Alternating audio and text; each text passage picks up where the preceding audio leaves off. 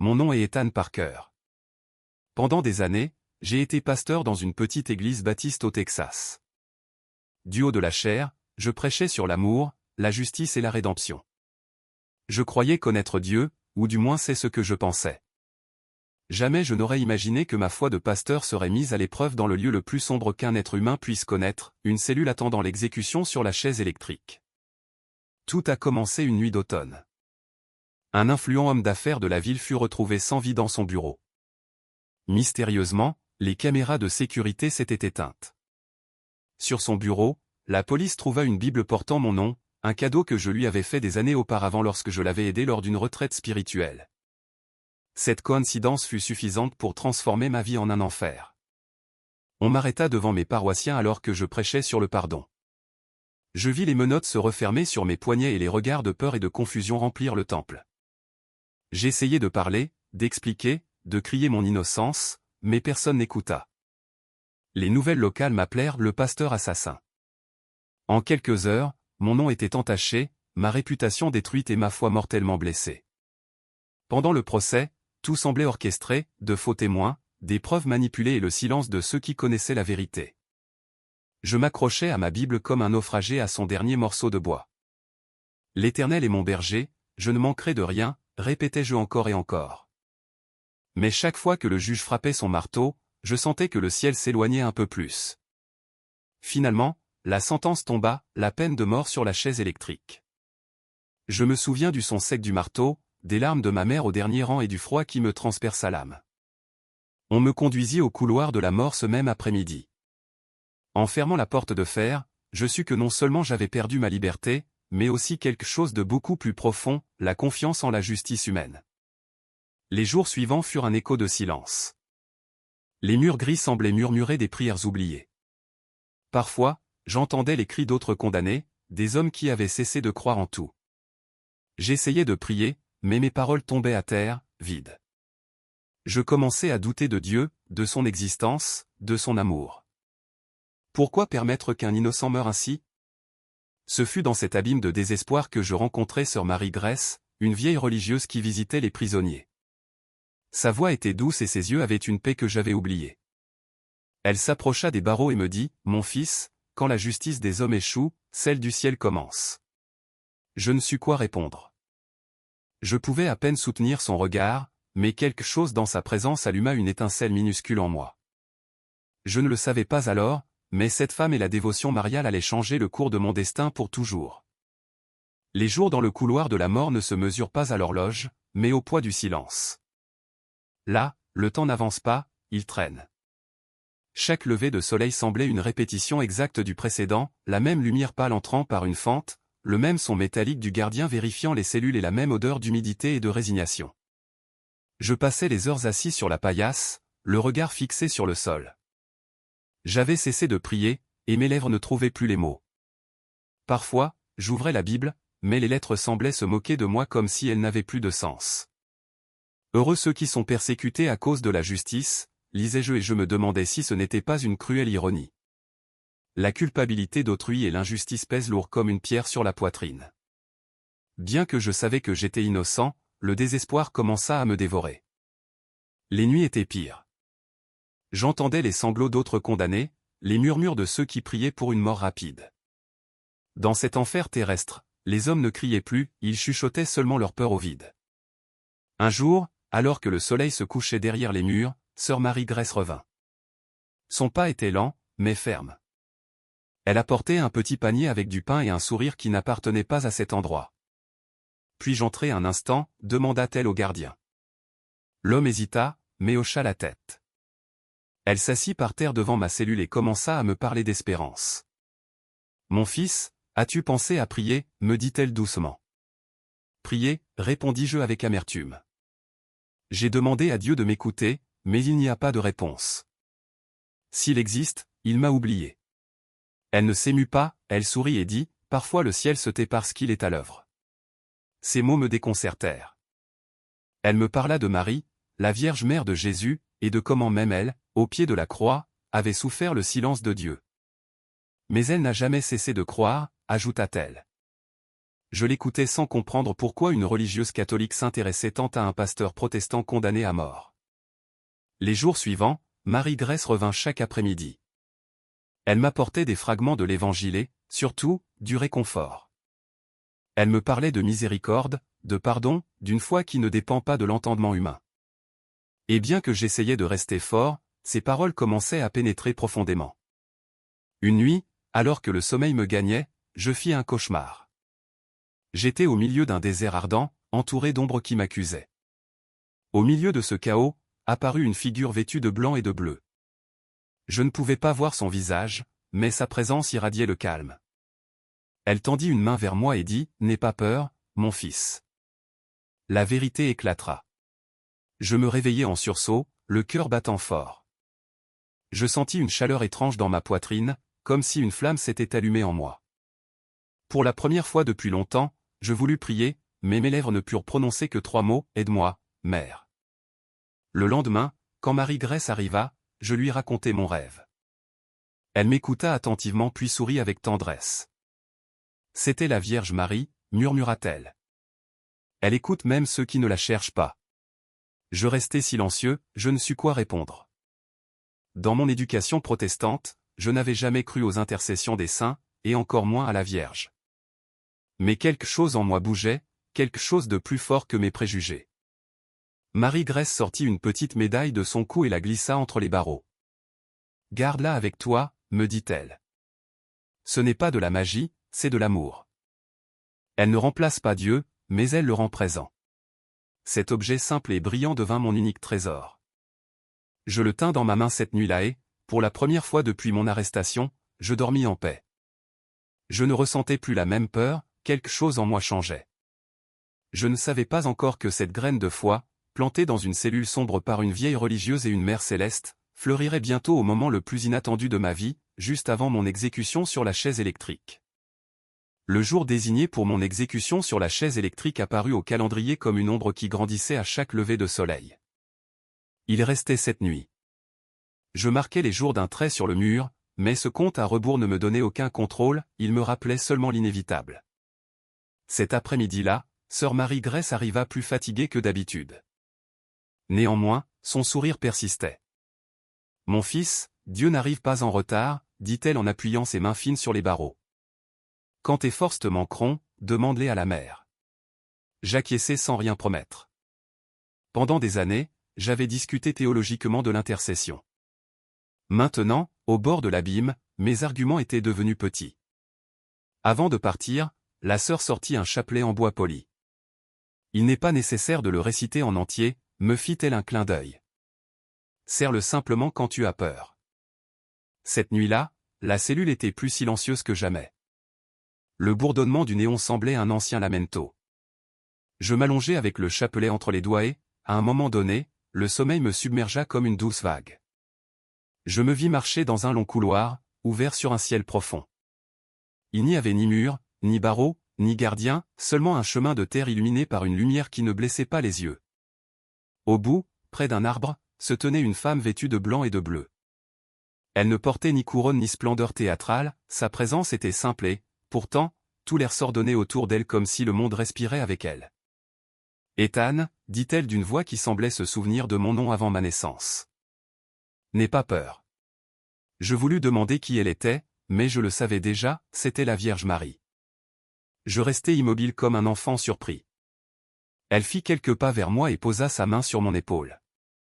Je ne ressentis ni chaleur ni froid, mais une certitude qui me transperça la poitrine, je n'étais pas seul.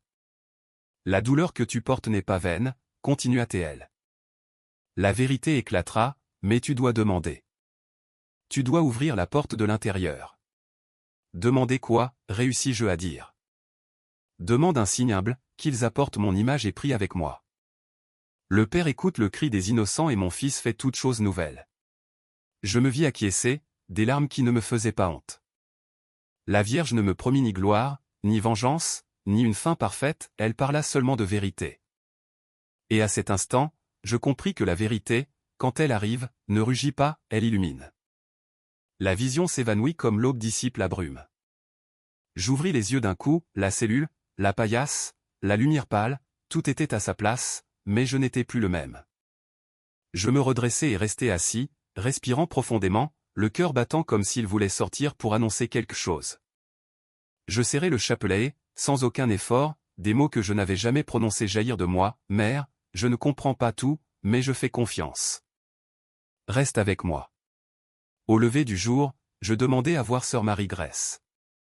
Le gardien grogna, habitué aux caprices des condamnés. Cependant, elle arriva en hâte, comme si elle savait que je l'appellerais. « J'ai fait un rêve, dis-je, et ma voix trembla un peu. C'était la Vierge. Elle m'a demandé d'apporter son image pour prier aujourd'hui. Peux-tu l'obtenir ? » La sœur ne fut pas surprise, son visage s'illumina d'une joie discrète. « Oui, mon fils, je l'obtiendrai, répondit-elle, et ses yeux s'humidifièrent. Notre-Dame arrive toujours par des chemins simples. En milieu de matinée, la prison était agitée. Certains détenus avaient entendu dire que j'étais devenu catholique et des rumeurs de toutes sortes circulaient. Un jeune gardien, peut-être par curiosité, s'approcha de ma cellule. « Tu vas vraiment demander une statue » demanda-t-il comme quelqu'un qui foule un terrain sacré sans le savoir. « Une image de la Vierge » corriguai-je avec douceur.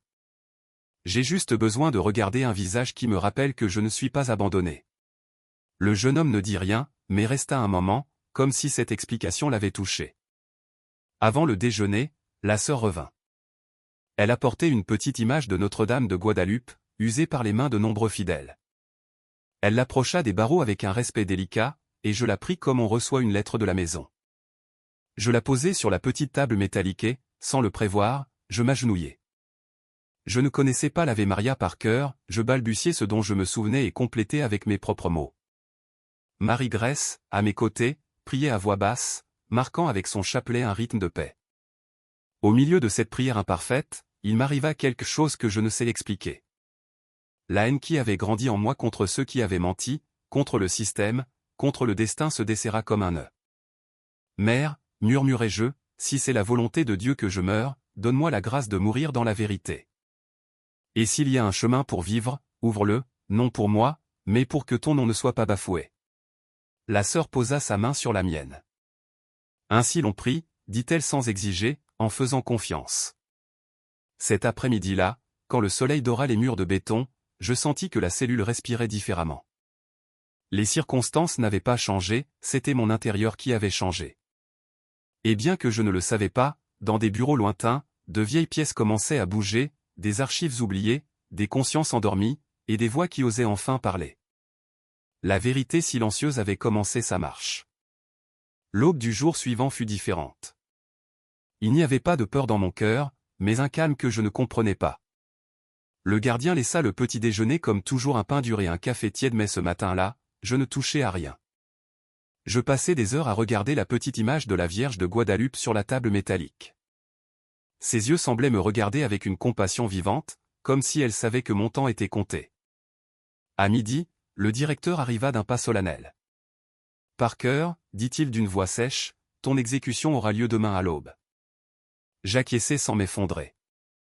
Il s'attendait à de la peur, des supplications, du désespoir, mais il ne vit que de la sérénité. « Désires-tu demander quelque chose comme dernière faveur » demanda-t-il. Je respirai profondément et répondis, « Oui, je veux prier devant l'image de la Vierge Marie avant de mourir. » L'homme fronça les sourcils, surpris. « La Vierge Marie ? Mais tu es pasteur, protestant. » « Oui, dis-je. Mais elle est venue à moi en rêve et m'a promis que la vérité éclaterait. Je veux faire ma part. » Le silence s'étira. Finalement, le directeur soupira. « Je parlerai à l'aumônier. » Je ne promets rien. Quand il partit, je restai seul avec l'espoir battant dans ma poitrine. Au coucher du soleil, sœur Marie-Grèce apparut. Ses yeux brillaient. « Mon fils, on m'a permis de t'accompagner demain. J'apporterai l'image avec moi. Tu n'es pas seul. » Cette nuit-là, je ne dormis pas. Je m'agenouillai sur le sol froid et priai, non avec des mots appris, mais avec mon âme. Je demandai pour ma mère, pour ceux qui m'avaient accusé et même pour le vrai coupable. Je demandai pour leurs âmes afin qu'elles connaissent la miséricorde que j'étais en train de découvrir. À l'aube, les gardiens entrèrent. Ils me passèrent les menottes, mais mes mains ne tremblèrent pas. La sœur marchait à mes côtés, tenant l'image de la Vierge. En arrivant dans la pièce, la lumière blanche des projecteurs m'aveugla. Au centre, la chaise électrique attendait. Le directeur me regarda et demanda une dernière fois, « Désires-tu dire quelque chose ?» « Oui, » répondis-je. « Je veux prier. » Ils me laissèrent m'agenouiller. La sœur plaça l'image de la Vierge devant moi. Je touchai ses mains peintes et ressentis une chaleur inexplicable. Je fermai les yeux et dis, « Mère, si c'est mon heure, que ce soit pour la gloire de ton Fils, mais s'il y a encore une vérité à révéler, ouvre les chemins du ciel. » La sœur commença à réciter l'Ave Maria à voix basse. Sa voix tremblait, mais une force emplissait la pièce. Quelques gardiens inclinèrent la tête. Le silence devint sacré. Soudain, un coup de porte retentit. Un gardien fit irruption en courant, agité, un téléphone à la main. « Arrêtez tout. Il y a de nouvelles preuves, » cria-t-il. Le temps sembla s'arrêter.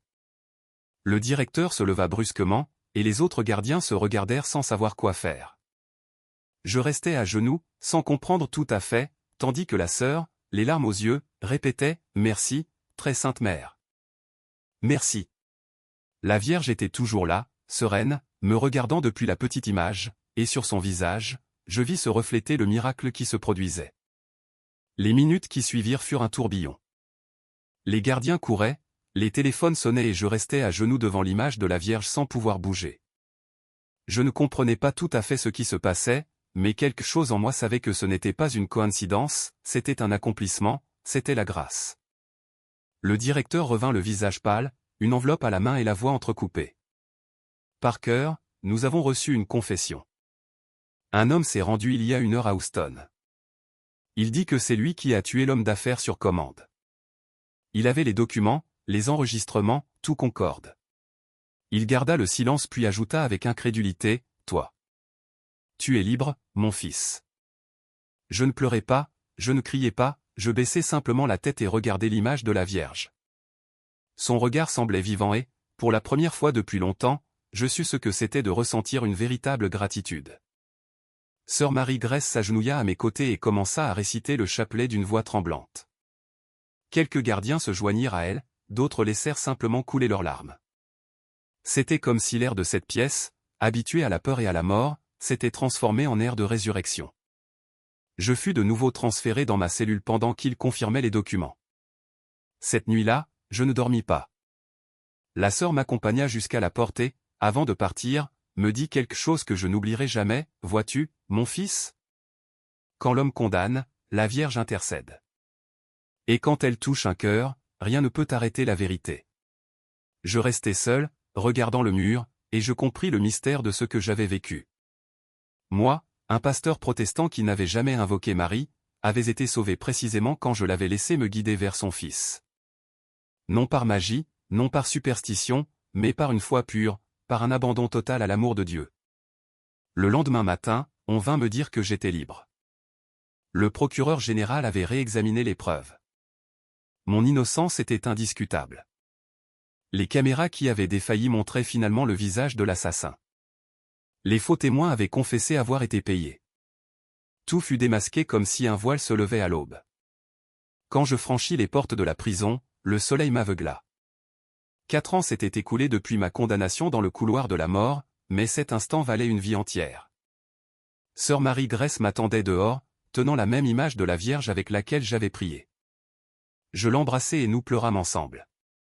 Elle a tenu sa promesse, murmurai-je. Elle tient toujours ses promesses, répondit-elle en souriant. Mais ne te trompe pas, mon fils. Ce n'était pas seulement pour te sauver, toi. C'était pour que le monde sache que la foi peut fleurir même dans le couloir de la mort. Ces mots se gravèrent dans mon âme. Cette nuit-là, alors que je dormais dans un vrai lit pour la première fois depuis des années, je rêvais de nouveau de la Vierge. Cette fois, elle ne parla pas, elle me regarda seulement avec tendresse et tendit la main comme pour me dire au revoir. Je compris le message sans mots, j'étais libre non seulement de corps, mais aussi d'âme. Les jours suivants furent difficiles. La presse voulait des interviews. Les curieux voulaient voir le pasteur qui avait vu la Vierge. Mais je ne cherchais pas la célébrité, je cherchais un sens. J'allais à l'église la plus proche, une petite chapelle catholique dédiée à Notre-Dame de Guadeloupe. Je m'assis sur le dernier banc en silence. Je ne demandais rien, je rendis seulement grâce. Le prêtre s'approcha de moi avec humilité. « Je vous ai vu aux informations, dit-il. Vous êtes le pasteur qui a été libéré, n'est-ce pas? » « Plus maintenant, répondis-je avec un sourire tranquille. Maintenant, je ne suis qu'un fils qui a été sauvé par sa mère. Des semaines plus tard, je demandai le baptême dans l'église catholique. Ce fut la cérémonie la plus simple et la plus profonde de ma vie. En sortant, sœur Marie-Grèce, les larmes aux yeux, me tendit une nouvelle médaille. Au revers, il y avait une inscription, des ténèbres à la lumière. Merci, Marie. Depuis lors, je voyage dans les prisons et les temples, racontant mon histoire, non pour parler de moi, mais de la miséricorde. Je dis aux prisonniers, parfois, Dieu ne change pas ton destin, il change ton cœur pour que tu puisses voir son œuvre. Et chaque fois que je raconte mon témoignage, je répète les mêmes mots qui sont sortis de ma bouche ce jour-là dans la salle d'exécution, Sainte Marie, Mère de Dieu, merci de ne pas avoir lâché ma main, même quand je ne croyais pas en toi. Ma vie hors de prison commença en silence. Personne ne m'avait préparé à la liberté après l'enfer. Je marchais dans les rues et m'émerveillais du ciel, des enfants qui couraient, des oiseaux qui chantaient. Après tant de temps entre des murs gris, chaque couleur me semblait une révélation, mais au milieu de cette beauté, il y avait quelque chose de plus fort, un besoin ardent de comprendre pourquoi la Vierge m'avait sauvé. Pendant des semaines, je ne pus parler à personne. Je dormais peu et chaque nuit je rêvais du visage de Marie. Dans mes rêves, elle ne disait rien, elle me regardait seulement avec cette tendresse qui n'accuse pas, qui n'exige pas. C'était comme si elle me demandait quelque chose, mais pas avec des mots. Un matin, je pris le train pour une petite paroisse de San Antonio, où vivait sœur Marie-Grèce. Quand je la vis, elle était assise dans le jardin, arrosant des fleurs avec la même patience qu'elle avait eue pour arroser mon âme dans le couloir de la mort. « Je savais que tu viendrais », me dit-elle sans surprise. « Je ne comprends pas ce qui s'est passé, ma sœur, lui confessai-je. Je n'ai jamais prié la Vierge. Je ne croyais pas en elle et pourtant elle m'a sauvé. Pourquoi ? » Elle posa l'arrosoir par terre, s'essuya les mains sur son habit et me regarda avec douceur. « Parce que ce n'est pas ta croyance qui l'a ému, mon fils, mais ta douleur. Les mères n'attendent pas que leurs enfants croient en elles pour les aimer. » Je restai silencieux. Cette phrase transperça mes défenses. Je sentis que l'orgueil religieux qui me restait encore s'effondrait. Pour la première fois, je compris que ma foi n'avait pas été amour, mais orgueil déguisé en certitude. La sœur me conduisit à la chapelle. Sur l'autel, il y avait une image simple de la Vierge de Guadeloupe. Je m'agenouillai, non par habitude, mais parce que mes genoux se plièrent simplement devant la présence de quelque chose de si pur. « Que dois-je faire maintenant » demandai-je à voix basse. « Rendre témoignage » répondit Marie-Grèce.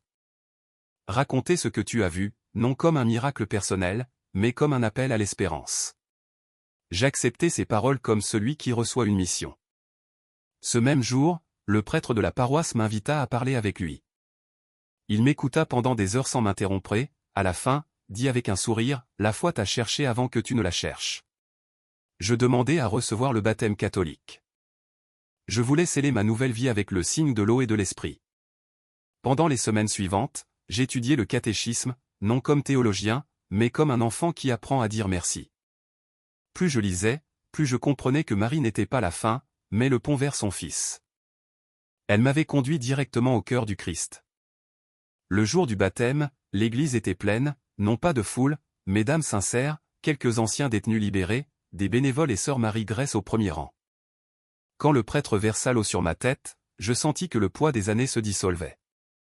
Je ne pleurais pas, mais tout mon être se transforma en lumière. « Ethan Parker, dit le prêtre, tu es maintenant fils de l'Église. » Après la messe, la sœur me tendit un petit chapelet neuf, fait de perles de bois clair.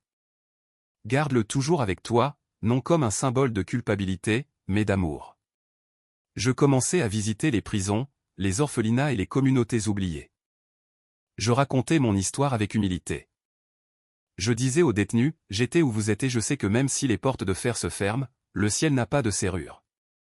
Chaque fois que je parlais, je sentais que ce n'était pas moi qui racontais, mais une voix plus grande qui m'utilisait comme instrument.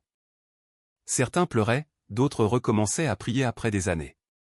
Beaucoup me demandaient de répéter la partie du rêve où la Vierge m'avait touché l'épaule et m'avait dit de ne pas craindre. Un après-midi, après une conférence, un jeune détenu s'approcha de moi et me demanda « Pourquoi la Vierge vous a-t-elle aidé, vous, et pas les autres ?» Je lui répondis avec sincérité « Elle aide tout le monde, seulement certains ne l'ont pas encore réalisé. » Des mois passèrent. La paix que je cherchais auparavant avec des livres et des arguments, je la trouvais maintenant dans le silence de la prière. Parfois, en récitant le chapelet, je ressentais à nouveau la même présence qui m'avait accompagné dans ma cellule, un calme profond, maternel, éternel. Et alors je compris, Marie ne m'a pas sauvé seulement pour que je vive, mais pour que j'apprenne à aimer sans frontières, sans jugement, sans peur. Depuis ce jour, chaque mot que je prononce, chaque vie que je touche, chaque prière que j'élève, a un seul but, faire découvrir aux autres ce que j'ai découvert dans l'obscurité d'une cellule, que la miséricorde a le visage d'une mère. Au fil des mois, mon histoire, un véritable témoignage de foi, commença à parcourir des chemins que je n'aurais jamais imaginés. Ce n'étaient pas les grands médias qui la diffusaient, mais les gens simples, des mères qui priaient pour leurs enfants, des prisonniers qui trouvaient du réconfort, des prêtres qui utilisaient mon témoignage pour parler de foi. Je ne me considérais pas spécial, j'étais juste un homme qui avait touché l'abîme et avait été relevé par une main maternelle. Mes premiers voyages furent dans les prisons. Je n'emportais avec moi qu'une Bible, un chapelet et la petite image de la Vierge de Guadalupe qui m'avait accompagné dans ma cellule. Dans chaque lieu, je racontais ce qui m'était arrivé. Parfois, les détenus m'écoutaient en silence, incrédules. D'autres fois, ils pleuraient ouvertement. Moi aussi j'étais innocent, me dit un jeune un après-midi dans une prison d'Arizona. Mais personne ne me croit. Je le regardai dans les yeux et répondis, on ne m'a pas cru non plus, mais la vérité ne dépend pas du monde, mais de Dieu. Il n'oublie pas les siens. Je lui donnai mon chapelet et lui demandai de prier, même s'il ne connaissait pas les mots. Dieu comprend les silences, lui dis-je. Je commençai à recevoir des lettres. Certaines venaient de prisonniers, d'autres de familles brisées, et même de pasteurs protestants qui avaient entendu mon histoire et voulaient savoir comment un homme non catholique avait pu avoir une expérience aussi claire avec la Vierge Marie. Je leur répondais avec la même simplicité, Marie ne divise pas, elle unit. Elle n'est pas venue changer ma religion, mais ouvrir mon cœur. Mon témoignage commença à aller plus loin. Un prêtre m'invita à parler dans une cathédrale à Houston. C'était la première fois que je montais en chaire depuis ma condamnation, mais cette fois-ci, je n'avais pas une Bible à la main, mais un chapelet. Quand je racontai mon histoire, le silence fut total. À la fin, une femme âgée s'approcha en pleurant et dit, « J'ai perdu mon fils en prison. Il est mort en disant qu'il était innocent. Aujourd'hui, je sais que la Vierge était aussi avec lui. » Je l'embrassai sans dire un mot. Je n'avais pas de réponse, seulement de la compassion. Je compris que ma mission n'était pas d'expliquer le mystère, mais d'être témoin de la justice divine. Avec le temps, je fondai un petit groupe de prière appelé Lumière dans les murs. Nous le formions avec d'anciens détenus, des bénévoles et des prêtres. Nous visitions les prisons, les hôpitaux et les quartiers pauvres. Nous apportions des images de la Vierge, de l'eau bénite et, surtout, de l'espérance. Nous ne parlions ni de châtiment ni de dogme, mais de pardon. Je me souviens d'une nuit à la frontière avec le Mexique. Nous avions organisé une veillée dans une vieille prison, presque oubliée. Il pleuvait et l'électricité était coupée. Il n'y avait que des bougies et un crucifix. Un détenu au visage durci se leva et cria, « Où était Dieu quand on a tué mon frère ?» Où ? Le silence devint épais. Je m'approchai lentement et répondis, « Il était au même endroit où il était quand on a tué son propre fils, aux côtés des innocents, attendant que quelqu'un ose croire en l'amour plus fort que la mort. » L'homme s'effondra en larmes. Cette nuit-là, toute la prison pria, et je compris que la foi ne se prêche pas, elle se propage par les blessures ouvertes qu'on offre comme témoignage. Sœur Marie Grèce continuait de m'accompagner lors de certains voyages, bien que sa santé commençait à faiblir. Parfois, elle me disait avec un sourire, « Promets-moi que quand je ne serai plus là, tu continueras à parler d'elle. » Je le ferai, lui répondais-je, même si ma voix me manque. Un après-midi, après une conférence à la Nouvelle-Orléans, une petite fille d'environ 10 ans s'approcha de moi. Elle avait un foulard blanc sur la tête et un chapelet dans les mains. « Ma maman dit que la Vierge vous a sauvé. »« C'est vrai, ma petite. »« Alors, elle peut aussi sauver mon papa ? Il est en prison. » Je m'agenouillai pour me mettre à sa hauteur. Oui, lui dis-je. Elle peut sauver tous ceux qui lui ouvrent leur cœur. Dis à ton papa de prier et, s'il ne peut pas prier, qu'il la laisse prier pour lui. La petite fille sourit et m'embrassa. À cet instant, je compris que mon histoire ne m'appartenait plus. Elle appartenait à tous ceux qui cherchaient une seconde chance, à tous ceux qui avaient perdu la foi en la justice humaine. Quand cette nuit-là je revins à l'hôtel, je m'agenouillai devant la fenêtre et, regardant les lumières lointaines de la ville, je priai en silence, « Mère, si jamais je retombe, ne me laisse pas oublier que ta lumière atteint même ceux qui vivent dans l'ombre. » Et au fond de mon âme, je sentis la même voix que j'avais entendue dans mon rêve, murmurant, « Tu n'as jamais été seul, mon fils. » Jamais. Les années passèrent et, avec elles, mon histoire, un profond témoignage de foi, cessa d'être une nouvelle pour devenir une mission silencieuse. Je n'avais plus besoin d'applaudissements ni de reconnaissance. Je voulais seulement continuer à semer la foi là où il y avait auparavant du désespoir. Néanmoins, il y avait quelque chose qui me peinait profondément, voir comment la santé de sœur Marie-Grèce s'affaiblissait jour après jour.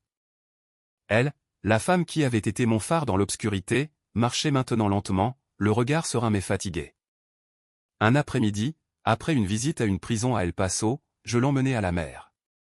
Elle ne l'avait jamais vue de toutes ses années de service. Elle s'assit face aux vagues, respira l'air salin et dit, « Regarde, mon fils. » C'est ainsi que la miséricorde de Dieu est, infinie, mais tranquille. Nous restâmes longtemps silencieux.